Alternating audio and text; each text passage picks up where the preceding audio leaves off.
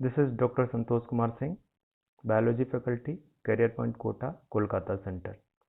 I am going to demonstrate a demo lecture on the topic of cell cycle. सबसे पहले हम cell cycle को define करते हैं. तो सेल साइकिल क्या है? Basically these are the series of events taking place between cell formation and cell division. Simply cell formation और सेल डिवीजन के बीच में जितने भी इवेंट्स होते हैं, जैसे cell growth and cell division, उनको हम सेल साइकिल बोलते हैं. उन सारे इवेंट्स को हम सेल साइकिल बोलते हैं. ये जो सेल साइकिल है, cell cycle is a complex process. Cell cycle एक कॉम्प्लेक्स प्रोसेस है और this complex process can be divided into two major phase. First one is the interphase. First one is the interphase and second one is the mitotic phase. First one is the interphase, second one is the mitotic or division phase. Interphase के दौरान cell grow करता है. मतलब कहने का क्या है कि जो उसका साइटोप्लाज्मिक कंटेंट है वो डबल हो जाता है और डीएनए अपनी एक कॉपी तैयार कर लेता है. तो इंटरफेज के दौरान सेल ग्रो करता है और डीएनए रेप्लिकेशन होता है. और जो डिवीजन फेज के दौरान ये जो कंटेंट डबल हुआ है, ये इक्वली दो डॉटर सेल में डिवाइड कर दिया जाता है. तो पूरी की पूरी सेल साइकिल में दो फेजेज हैं. एक इंटरफेज है, दूसरा माइटोटिक फेज है, जहां पे कि एक्चुअली डिवीजन होता है जो duplicated content of the cell है. ओके, सो अब हमको इंटरफेज को डीप में स्टडी करते हैं, क्योंकि ये इंटरफेज जो है फर्दर डिवाइड किया गया है. तो सबसे पहले हम एक ग्राफिकल रिप्रेजेंटेशन देखते हैं इस सेल साइकिल का. So let's wait.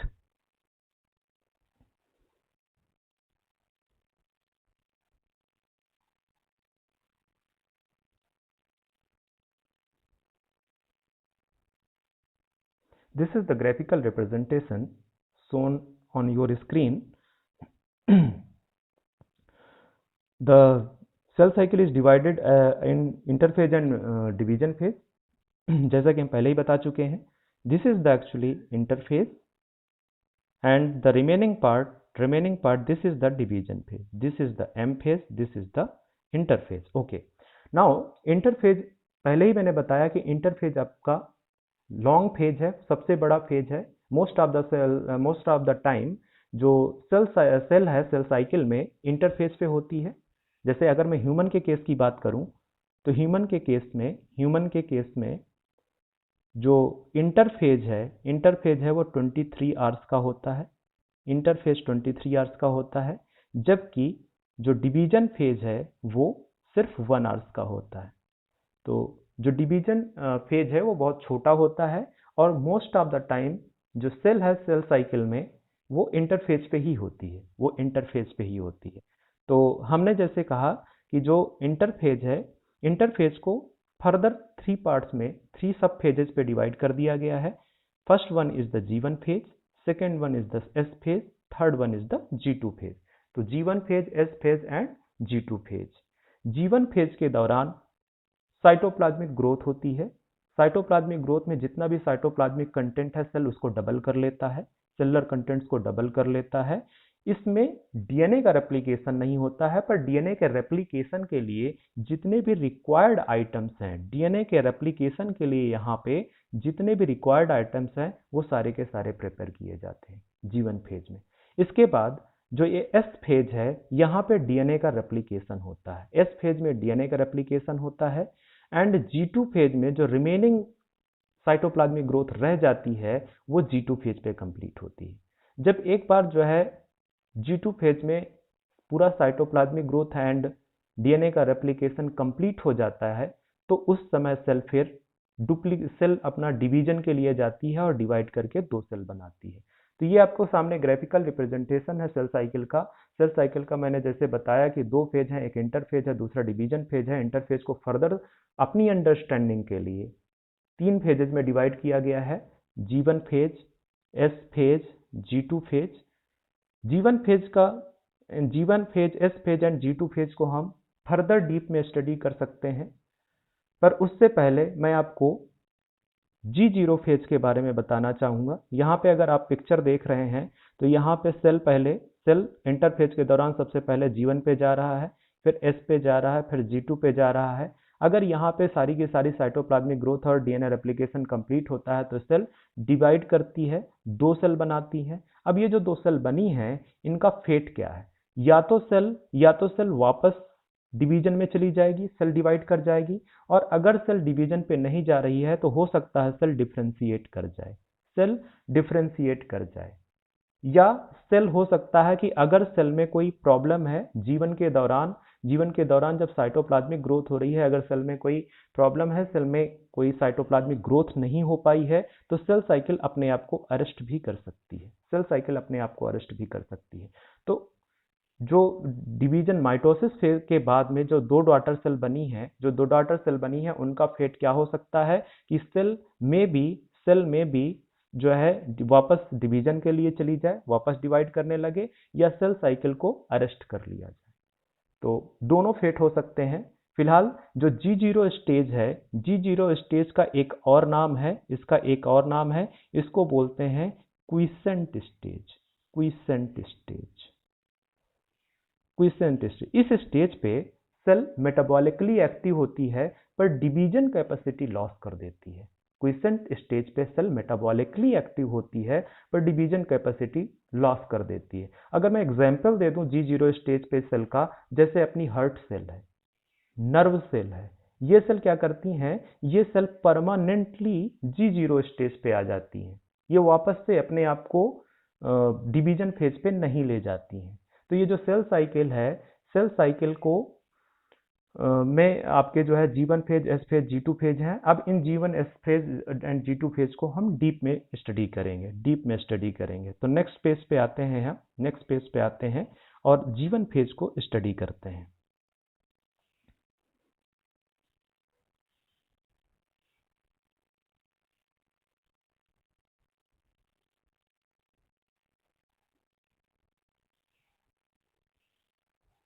This is the interphase. So interphase क्या है? Time interval between the 2 successive division phase known as interphase. This is the longest phase of the cell cycle as usually, जो मैंने आपको बता रखा है। And previously it was considered it as resting stage इसको हम कंसीडर करते थे। क्यों रेस्टिंग स्टेज कंसीडर करते थे? क्योंकि यहाँ पे हमको विजिबली कुछ नजर नहीं आता, इस वजह से मेटाबॉलिकली इसको हम समझते थे कि ये इसमें कुछ भी नहीं हो रहा है। But it was found later that it is the metabolically most active stage. Also it is also known as invisible phase. तो इंटरफेज के कई सारे नाम हैं। इंटरफेज लॉन्गेस्ट है, इंटरफेज को इनविजिबल फेज के नाम से जानते हैं। प्रीवियसली इंटरफेज को रेस्टिंग स्टेज भी बोला जाता था। Okay, now interphase further divided into 3 sub phases as usually, जो मैंने बता रखा है। जीवन फेज को ग्रोथ और गैप फेज 1 बोलते हैं, इसको एस फेज को सिंथेटिक फेज बोलते हैं, G2 को ग्रोथ और गैप फेज 2 बोलते हैं। Further come at the G1 phase.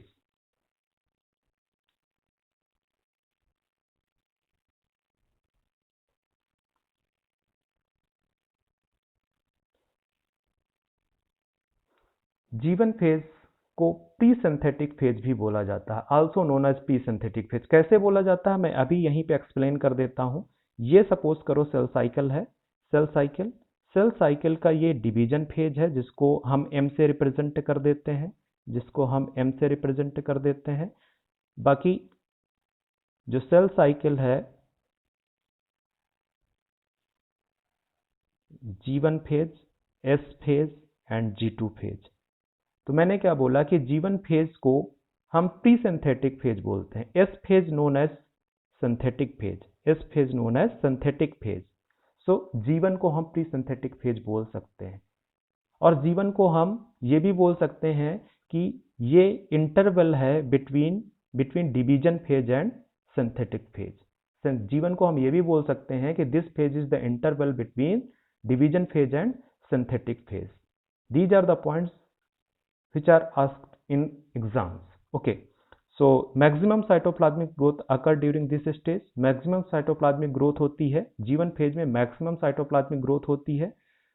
Cell become doubles in size, इस फेज में सेल डबल हो जाती है साइज में। ऑर्गन्स डुप्लीकेट हो जाते हैं during this stage. Okay, most variable phase of the cell cycle है। G1 phase is the most variable phase. This is the most important point which asked many times in exam. Okay, this is the most variable phase of the cell cycle because cell may be either go for the division or cell may go for the permanent loss the division capacity. Okay, or cell, so you can say that most variable phase of the cell cycle because cell have to decide whether it will go for cell differentiation or cell division. Cell differentiation जो कि मैंने पहले ही बताया G0 stage या quiescent stage के नाम से जाना जाता है। Okay, so let's go for the synthetic phase.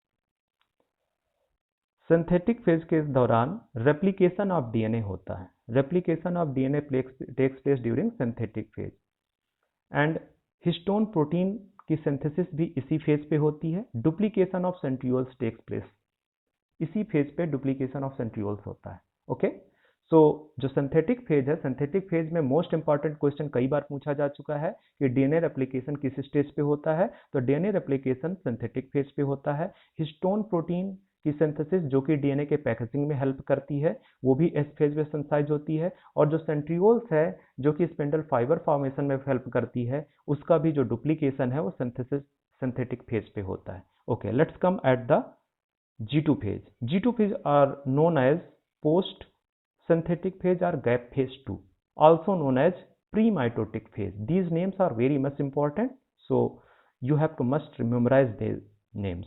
Okay, this is the interval between the division and replication. This G2 phase is the interval between the division and replication.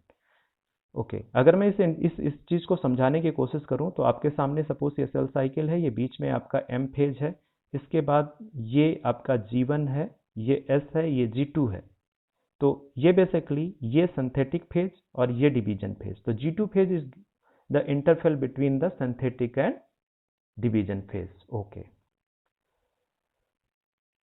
जो G2 phase है, G2 phase में जो remaining cytoplasmic growth रह जाती है वो होती है, जैसे कि मैं पहले ही बता चुका हूं कि most of the cytoplasmic growth takes place during the G1 stage.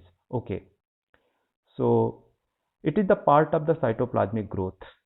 जो G1 फेज है, जो कि साइटोप्लाज्मिक ग्रोथ आपका कहां से स्टार्ट हो जाता है, G1 फेज से स्टार्ट होता है, S फेज होता है, G2 फेज है।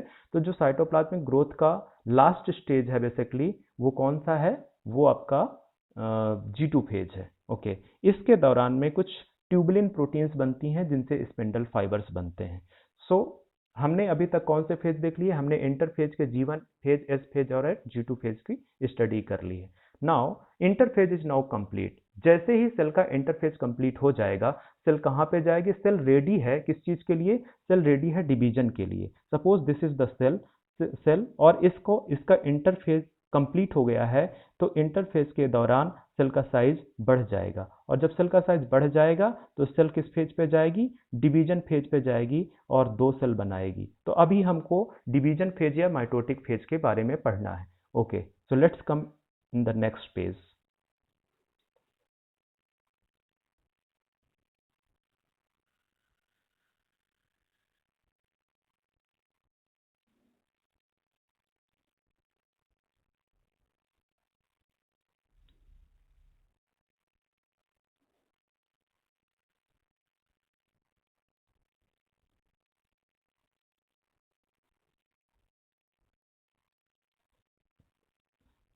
This is the M phase shown in your screen. M phase as usually mitotic phase or division phase के नाम से जानते हैं। Actual phase where the division occurs. This is the actual phase जहाँ पे division of the cell होता है, and this is the most dramatic phase of the cell cycle, most dramatic period of the cell cycle. ये कई बार exam में question पूछा जाता है कि most dramatic period of the cell cycle बताइए, तो वो एम फेज है। क्यों most dramatic period of the cell cycle है, क्योंकि यहाँ पे जो क्रोमेटिन मटेरियल है, क्रोमेटिन मटेरियल के शेप में बहुत ज़्यादा चेंज आता है। जैसे मैं आपके लिए बताऊं, पहले क्रोमेटिन मटेरियल बिल्कुल थ्रेड जैसा होता है, इसके बाद फिर ये थोड़ा सा पैक्ड होता है, तो थोड़ा सा इस तरह का स्ट्रक्चर ले लेता है, फिर इसके बाद इसमें इसका एस फेज में डीएनए रेप्लिकेशन होता है, तो ये इस तरह का शेप ले लेता है। ठीक है, धीरे धीरे करके कंडेंसेशन होता है इसका, और कंडेंसेशन होने के बाद फिर से ये डीकंडेंस होता है। तो क्रोमोसोम के शेप में बहुत ज़्यादा चेंज आता है, जिस वजह से इसको एम फेज को बोलते हैं most dramatic period of the cell cycle. Okay, so M phase के अंदर क्या होता है कि एम फेज में चूंकि डिवीजन फेज है, तो equal distribution of already duplicated content takes place during this stage. M phase के दौरान क्या होता है, equal distribution of already duplicated content into the daughter cell. Okay, so M phase is complete. हमने cell cycle complete कर ली है। हमने बोला था कि सेल साइकिल एक कॉम्प्लिकेटेड प्रोसेस है, एक कॉम्प्लेक्स प्रोसेस है, जिसको हमको इजी अंडरस्टैंड करने के लिए, इजी करने के लिए हम इसको दो फेज पे डिवाइड कर सकते हैं, interphase and division phase. Interphase most of the time cell जो है सेल साइकिल में इंटरफेज स्टेज पे रहते हैं। तो ये बोल सकते हैं कि 95% ऑफ द टाइम, जो 95% ऑफ द टाइम है सेल साइकिल में, वो इंटरफेज पे होता है, इंटरफेज पे होता है। और जो है 5% टाइम सिर्फ आपका एम फेज या डिवीजन फेज पे होता है। ठीक है, अब कुछ इंपॉर्टेंट क्वेश्चन पढ़ने के कुछ इंपॉर्टेंट पॉइंट्स पढ़ते हैं, हम इंपॉर्टेंट पॉइंट्स डिस्कस करते हैं। जैसे कि cell cycle is a genetically controlled phenomena. Cell cycle एक जेनेटिकली कंट्रोल्ड फिनोमिना है in which two proteins play important role. इसमें इस सेल साइकिल के प्रोग्रेशन में दो प्रोटीन्स का बड़ा इंपॉर्टेंट रोल है। एक प्रोटीन है साइक्लिन डिपेंडेंट काइनेज, एक प्रोटीन है साइक्लिन डिपेंडेंट काइनेज, जो कि आपके स्क्रीन पे शो हो रहा है। ये बेसिकली सेल इंजन की तरह काम करता है, और ये फंक्शनल प्रोटीन है, एंजाइमेटिक प्रोटीन है, ये एंजाइम है। और दूसरी है सेल साइकिल रेगुलेटर, ये बेसिकली इसका काम है रेगुलेशन ऑफ सेल साइकिल, और ये इसको बोलते हैं साइक्लिन। ठीक है, ये रेगुलेशन का काम करती है। किसको रेगुलेट करती है? साइक्लिन डिपेंडेंट काइनेज को रेगुलेट करती है। तो इससे ज्यादा आपके लेवल पे नहीं पूछा जाएगा, बस ये दिमाग में रखना कि जो सेल साइकिल है that is the genetically controlled mechanism, and it is controlled by the two protein है जो कि बहुत मेजर रोल प्ले करती हैं। One is the cyclin dependent kinase and second one is the cyclin. Cyclin is basically regulator of the cyclin dependent kinase. Cyclin dependent kinase क्या करता है? इसका काम है फास्फोरिलेशन करना। डिफरेंट फैक्टर्स आते हैं जिनको फास्फोरेट करके उनको एक्टिव स्टेज पे कन्वर्ट किया जाता है। सो इससे ज़्यादा आपके लेवल पे, 12th लेवल पे, इससे ज़्यादा नीट के लेवल पे नहीं पूछेगा।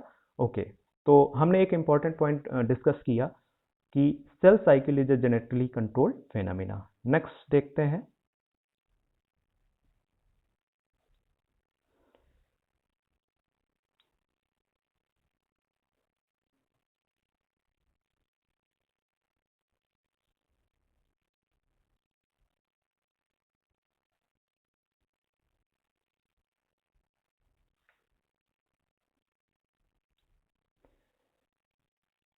सेल साइकिल के प्रोग्रेशन के दौरान, सेल साइकिल के प्रोग्रेशन, ये सपोज करो सेल साइकिल है, मैं बार बार एक पिक्चर बना रहा हूँ सेल साइकिल का। This is the M phase और डिवीजन फेज।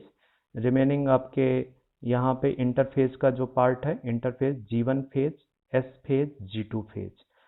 तो सेल साइकिल को कई जगह पे रोका जा सकता है। सेल साइकिल का जो प्रोग्रेशन है उसको कई जगह पे रोका जा सकता है। तो सेल साइकिल के दो मेजर चेक पॉइंट्स हैं, मेजर चेक पॉइंट्स, जहां पे कि सेल साइकिल का प्रोग्रेशन चेक किया जा सकता है, किया जाता है कि सेल एक्चुअली प्रोसीड कर सकती है कि नहीं। एक पॉइंट जो आपका है यहाँ पे G1S चेक पॉइंट है, दूसरा G2M चेक पॉइंट है। यहाँ पे आपको देख रहे हो स्क्रीन पे G1S checkpoint, G2M check point.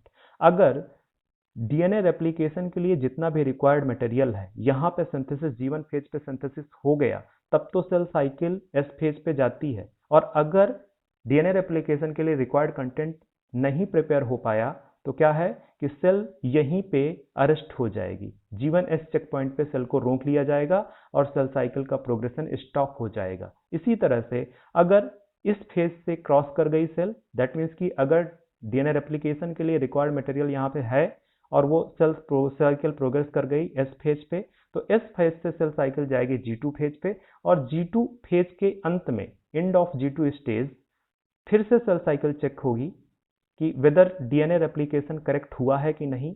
Cell division के लिए जा सकती है कि नहीं। अगर सेल डिवीजन के लिए डीएनए रेप्लिकेशन कंटेंट सही पाया गया, करेक्ट पाया गया, तब तो सेल डिवीजन के लिए जाएगा, एम फेज में जाएगा। अदरवाइज क्या होगा कि इसको G2M जो चेक पॉइंट है, यहाँ पे जो स्क्रीन पे आपके G2M चेक पॉइंट दिख रहा है, इस चेक पॉइंट पे ही सेल साइकिल का प्रोग्रेशन रोक दिया जाएगा और सेल अरेस्ट हो जाएगी, सेल आगे नहीं जा पाएगी। So there is 2 check point which control the progression of the cell cycle to check whether the cell correctly synthesize its protein or not. Okay, so this is the very important point with respect to the cell cycle checkpoint. First is the G1S checkpoint, second one is the G2M checkpoint. इन दोनों checkpoint में से भी G1S checkpoint is more important than the G2M checkpoint. However, both are the major checkpoint. Okay. So let's come another important point. Replication of the DNA is restricted. जो replication है DNA का वो restricted है, whereas growth is continuous throughout the cell cycle. Replication सिर्फ S phase पे होता है, जबकि growth continuously रहती है. Replication of the DNA is restricted, whereas the growth is continuous throughout the cell cycle. Okay, next. Duration of the cell cycle is variable. जो duration है cell cycle का जो ड्यूरेशन है वो हर एक ऑर्गेनिज्म पे वेरिएबल है, even cell to cell variable है. सपोज करो मैं आपको एग्जांपल दे देता हूं. ह्यूमन के केस में सेल साइकिल का ड्यूरेशन 24 आवर्स का है, 24 आवर्स का है. जबकि ईस्ट के केस में ये 90 मिनट का है. ईस्ट के केस में ये 90 मिनट का है. तो जो ड्यूरेशन है हर एक सेल ऑर्गेनिज्म में और इवन सेल में वेरिएबल है. ईस्ट में आपको 90 मिनट का सेल साइकिल दिखेगा, ह्यूमन में आपको 24 आवर्स का सेल साइकिल दिखेगा. ओके, सो यहां से हमारा सेल साइकिल कंप्लीट हो गया है. आप इसको रीड करके कोई भी अब MCQ बना सकते हैं. Most of the MCQ will be solve by this lecture. Okay, thank you.